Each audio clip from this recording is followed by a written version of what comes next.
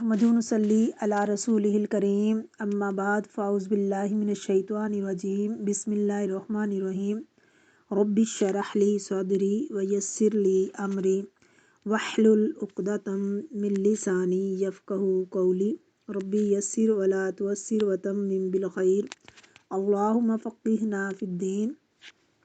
सूरतुल बक़रा आयत नंबर 115। लफ्ज़ी तर्जुमा, root word और तफसीर।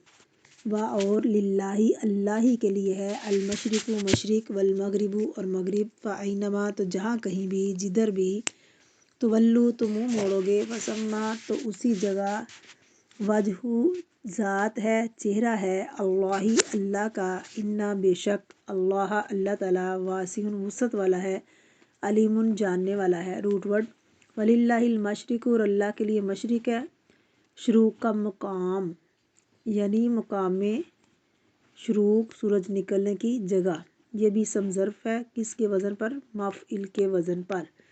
शीन काफ रा इसका रूट है। वल मग़रिब और मग़रिब गैन बा रा ग़ुरूब की जगह, दो किनारे, इसमें हर चीज़ आ जाएगी।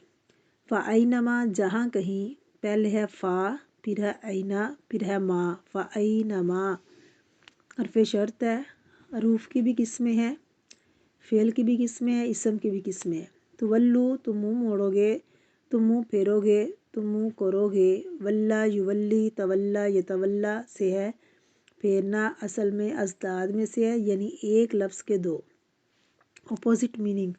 इस तरह तवज्जो करना भी इसका माना आता है। तवल्लु जिधर भी तुम मुँह फेरोगे, फसम्मा तो उसी जगह, सम्मा भी इसम ज़र्फ़ है, मुकान है, लेकिन ये मफ़अल के वज़न पर नहीं। कुछ हरूफ ऐसे हैं, कुछ अल्फाज ऐसे हैं जो औज़ान पर नहीं बल्कि सुने सुनाए हैं, तो उनमें सम्मा हुनालिक कुछ अल्फाज मैं इंशाअल्लाह आगे मज़ीद वज़ाहत करूँगी। सम्मा का मतलब है वहाँ, वही, उसी जगह। वजहुल्लाह अल्लाह का चेहरा। वजह का लफ्ज़ चेहरे के लिए भी आता है, ज़ात के लिए भी और डायरेक्शन के लिए भी आता है। पिछली दफ़ा भी आपको बताया था कि किधर को जा रहा है। जब किसी को कहना हो तो ऐना वजहु, तो किधर जा रहा है। वजह यानी किबला, रूह, जेहत के मानी में भी आता है। वजहुल्लाह अल्लाह का चेहरा, वासिउन वुसअत वाला है, ये अल्लाह ताला की सिफ़त है। वासा यसाउ से, वसा किसके वज़न पर? फ़ाइल के वज़न पर। अलीमुन फ़ाइलुन के वज़न पर है। कौन सा इसम है? मुबालगा। अलीमुन बहुत ज़्यादा जानने वाला। इन्नल्लाह वासिउन अलीम बेशक अल्लाह ताला वुसअत वाला, जानने वाला है।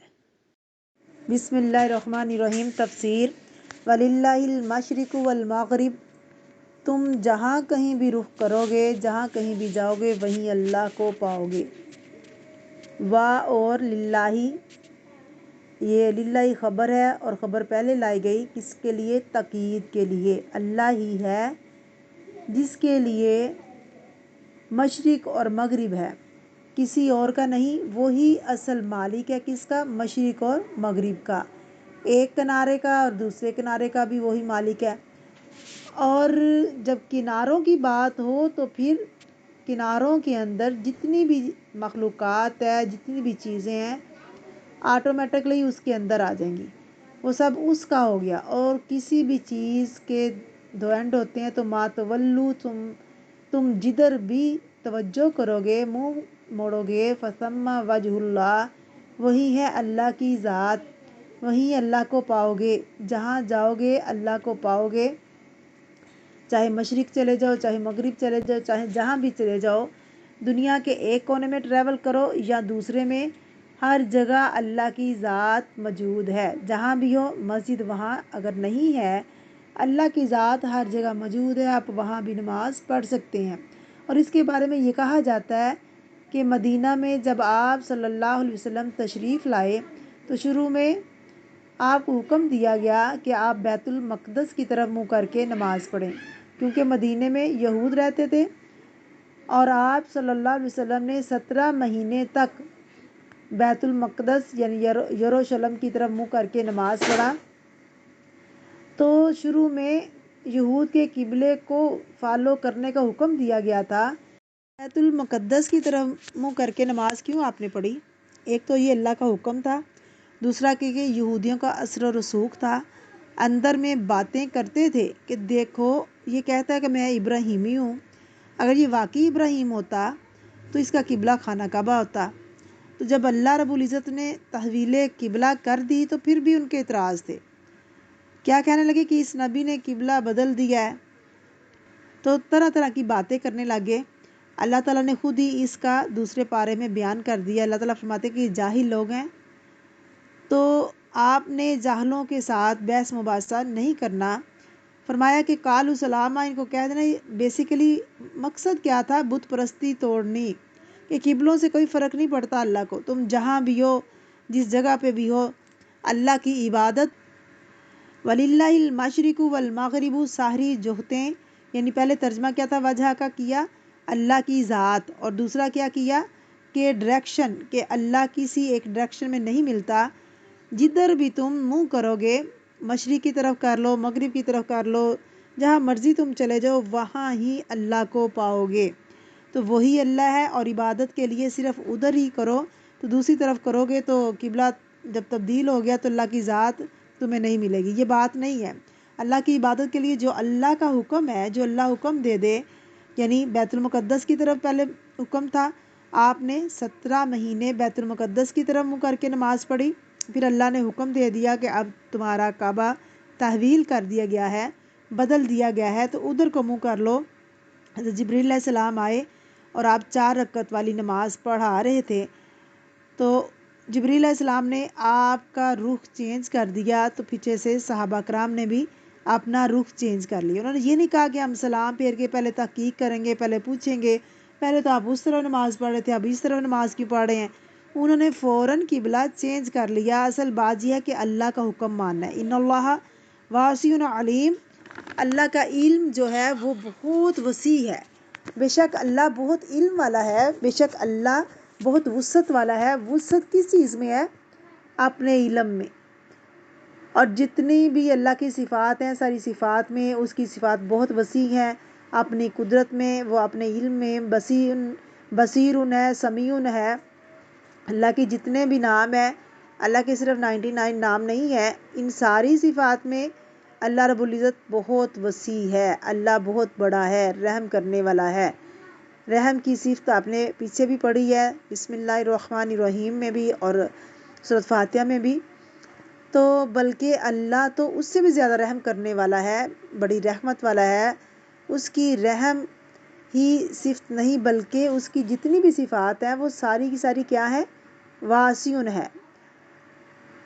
اس کا علم بھی بہت زیادہ ہے، کتنا مخلوق کے مقابلے میں اپوزٹ سوچیں۔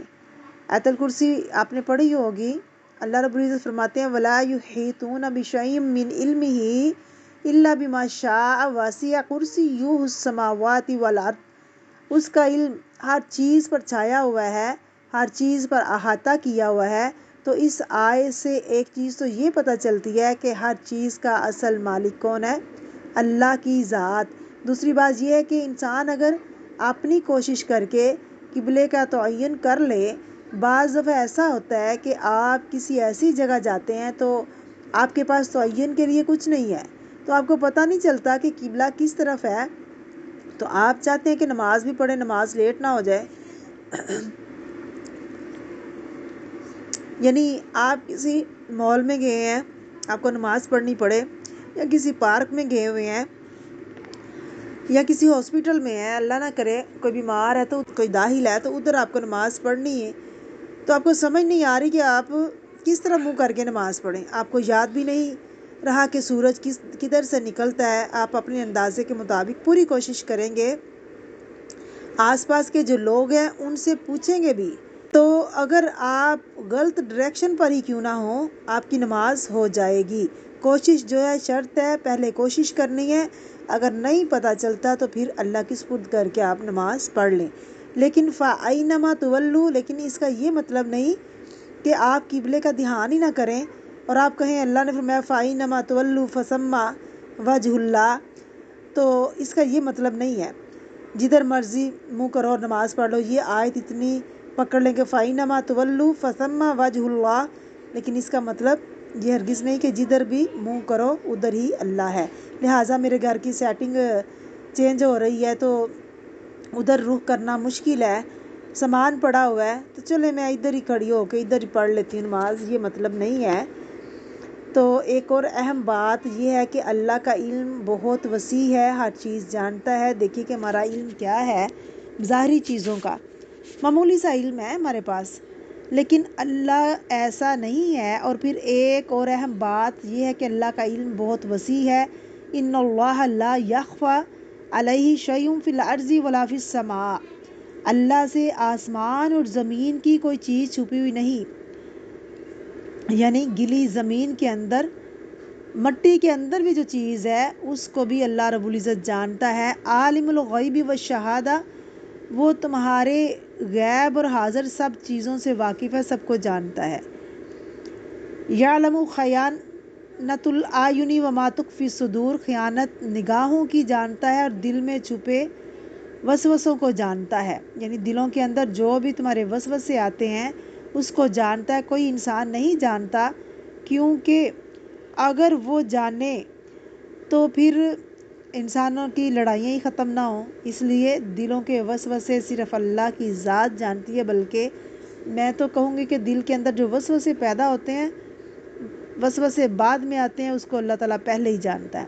وَلَقَدْ خَلَقْنَا الْإِنسَانَ وَنَعْلَمُ مَا تُوَسْوِسُ بِهِ نَفْسُهُ، ہم نے انسان کو پیدا کیا اور اس کے دل میں جو خیال آتا ہے اس کو بھی ہم جانتے ہیں۔ کسی انسان کا علم ایسا ہے کہ وہ کسی انسان کے دل میں اٹھنے والے خیالات کو جانتا ہو؟ نہیں۔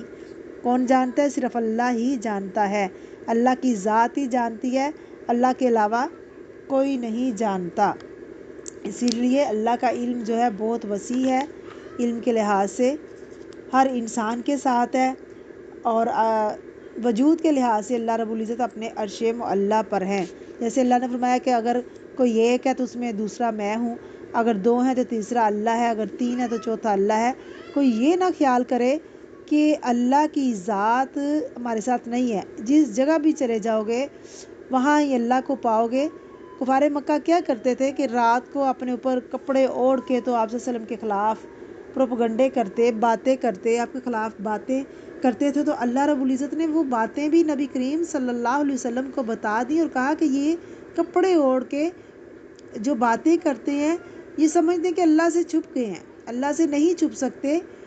اللہ کو ہر چیز کا علم ہے، اس کا علم بہت وسیع ہے اور وہ ہر ایک کو جانتا ہے۔ السلام علیکم ورحمۃ اللہ وبرکاتہ۔